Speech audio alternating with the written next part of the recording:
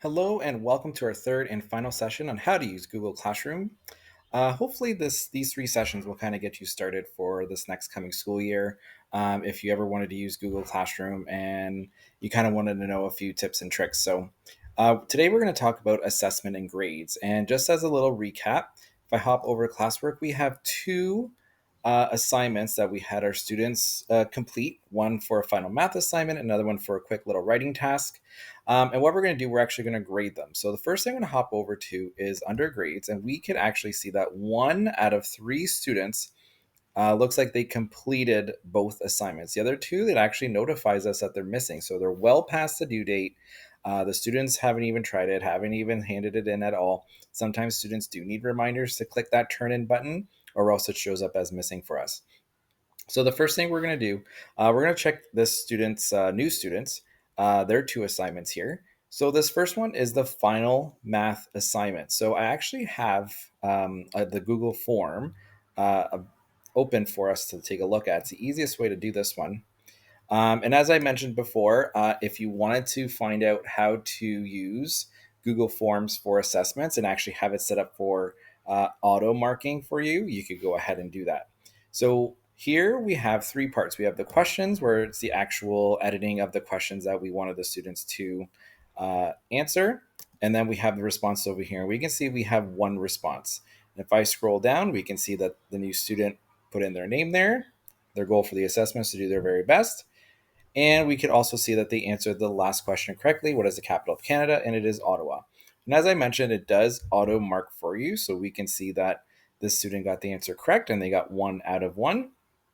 If I hop back over to my Google Classroom here, where we have it under grades, final math assignment, here, we can actually click and we can type in 100 because they got 100% on their quiz. Now, the important thing to do is to let the student know how they did. So if I click these three dots, we can actually return the assessment back to the student so they can actually review it, make any changes if they need to, see their grade, etc. So I'm going to go ahead and do that. We can even leave a little private comment if we want to, but I'm just going to send it back as a return, and our class average even updated as well. The second assignment that we have here under assignment 1, that was that writing task, and we can see that the student doesn't have that grade yet either. I'm actually going to click the link here, and it'll bring us to the actual assignment, and we can see all three students, and we can see those students' copies of that actual assignment. So we can actually see that student 1, student 2, that little picture there, we can see that nothing's in that little rectangle, but we could also see that under new student, they do have some work in there and they turned it in. So I'm going to go ahead and actually click the image of their assignment, and we're actually going to get into like the assessment section of Google Classroom. This is probably one of the coolest things about Google Classroom, is that now we can see the students' actual work. So we can see that their favorite subject was math, favorite sport is hockey, what they love is art and drawing, and something I should know is that I love cats, which is awesome to see. So a couple of things that we can do here for the student. If there's anything in particular on this document, let's say there's like a spelling mistake of some kind, we can go ahead and highlight a little piece of it, and we can actually add a little comment from the three dots. Sometimes I forget where that is, but I got it now. And we can say, great answers. Be sure to double check spelling and grammar, something along those lines. I always like to make sure that language tool goes through, so I make sure that my spelling and grammar is correct. We're just going to go ahead and comment that right now. Perfect. So when the student opens this up, they actually are going to see this comment show up on the side. And then you'll also notice on the right-hand side that we can actually input the grades here as well. So we can actually go ahead and enter that. So I'll just say 98. You're also going to see at the top right corner saying that it's not returned, but their marks are updating. We can even add some more private comments if we need to. Anything else that we want to tell the student, kind of provide that ongoing feedback, which is super important for students to progress and grow in their learning.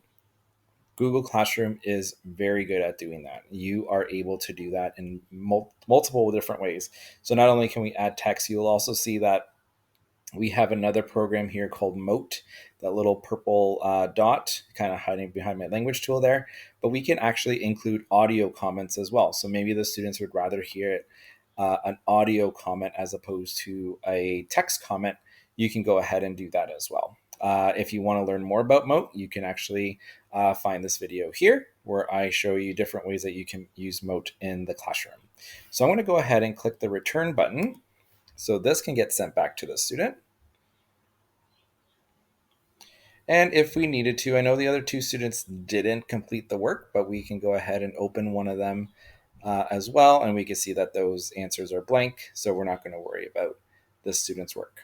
I'm just going to hop over back to my main page here, and we can see everything's getting updated. We have none that are turned in, one that's graded, and even the mark updated for us. If I wanted to go back to my grade book, I'm just going to hop back over to the main page, go back to grades, and we can see that the grade book even updated for us as well. Okay, so that is our third and final session. Just a quick run through of all the main teacher points of Google Classroom. As always, if you are interested in more, please subscribe, please comment, please like, and I'm happy to do some more learning with you. Thanks so much and hope to see you soon.